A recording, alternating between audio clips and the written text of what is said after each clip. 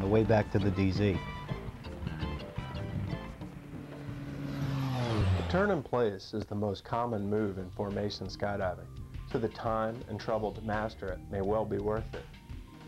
Now that we understand more about how a lateral deflection of air can cause us to turn, let's see how some of these same skills can be used in Module 5 to produce a sideways movement.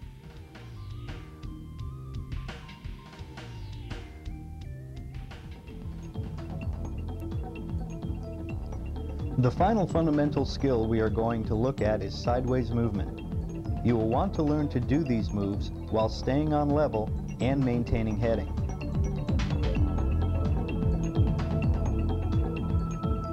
To move sideways, you must change your body position from one that produces a balanced deflection of air to the left and right to a body position that produces an asymmetrical deflection of air. This asymmetric deflection of air can be made to produce the aerodynamic force shown here. Rewriting this force into component form, the vertical force once again acts to cancel our body's weight, leaving a resulting force that pushes us sideways.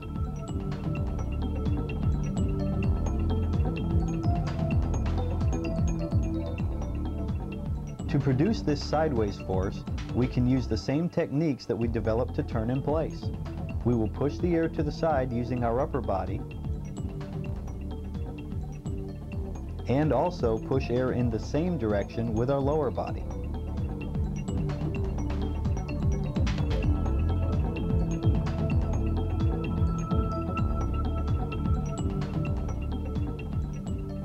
In order to move sideways without turning, we must learn to coordinate our upper and lower body to push the same amount of air to the same side at the same time.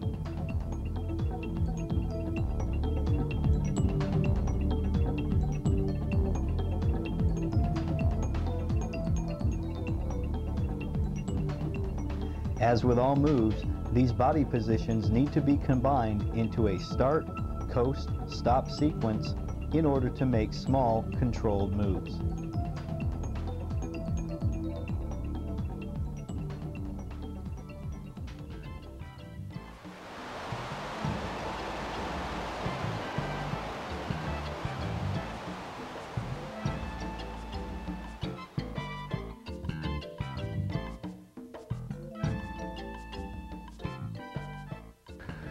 To make a good sideways move, stay straight through the spine and allow body pitch to happen to push air to the side.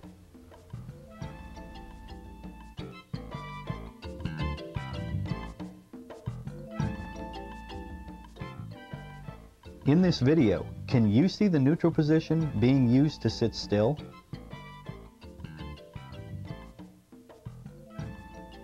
Can you see the body pitch that is part of the start, coast, stop cycle of making a move?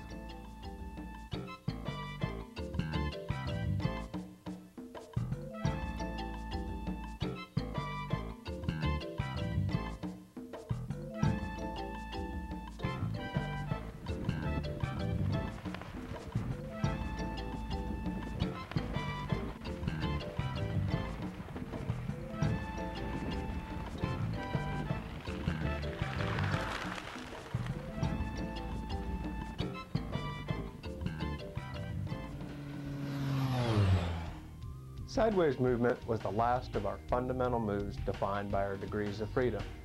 Now that we've seen each of these fundamental movements, let's look more closely at how these fundamentals can be combined to produce more generalized types of moves in Module 6, Superpositional Movement.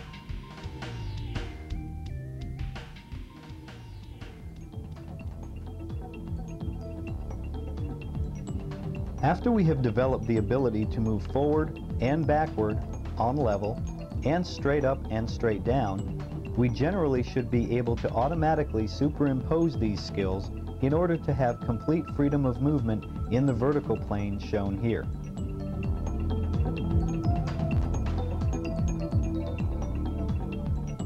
Once we've developed our ability to move forward, backward, and sideways on level, we then have the ability to move from any place to any other place on the formation skydiving playing field.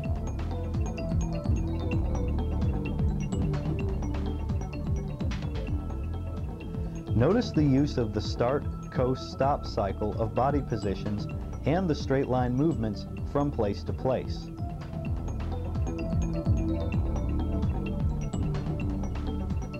In addition, we can superimpose a turn around our center to make even more exotic moves on level while still moving in a straight line from place to place.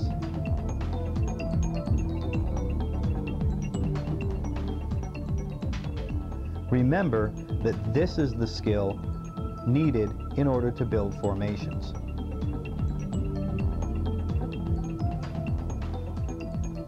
The ability to do superpositional moves is automatic if you can demonstrate all of the pure fundamental moves we've discussed. This is because this type of superpositional move is actually a combination of forward, backward, up, down, turning, and sideways movement skills.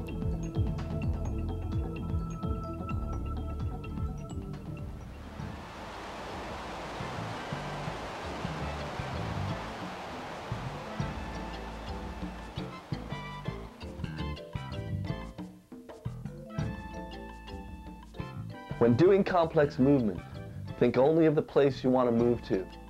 Imagine how the move will feel and execute.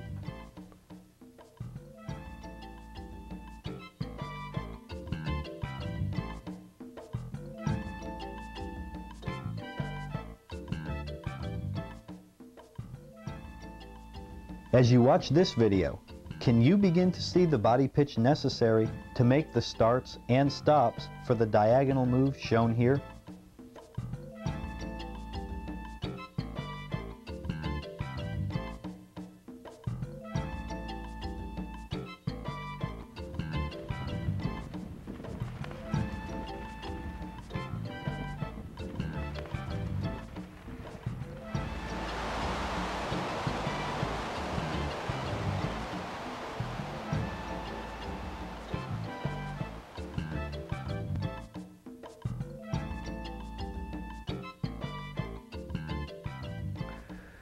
Most movement in skydiving is very complex. It's made up of many different moves superimposed one on top of the other.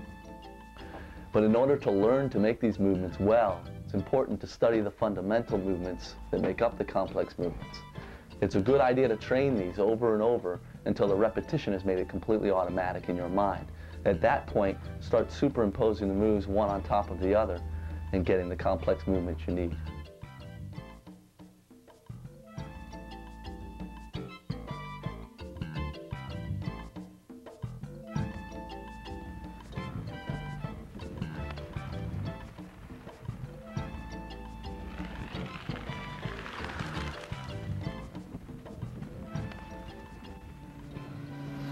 This video should leave us with an improved understanding of how to move from any place to any other place.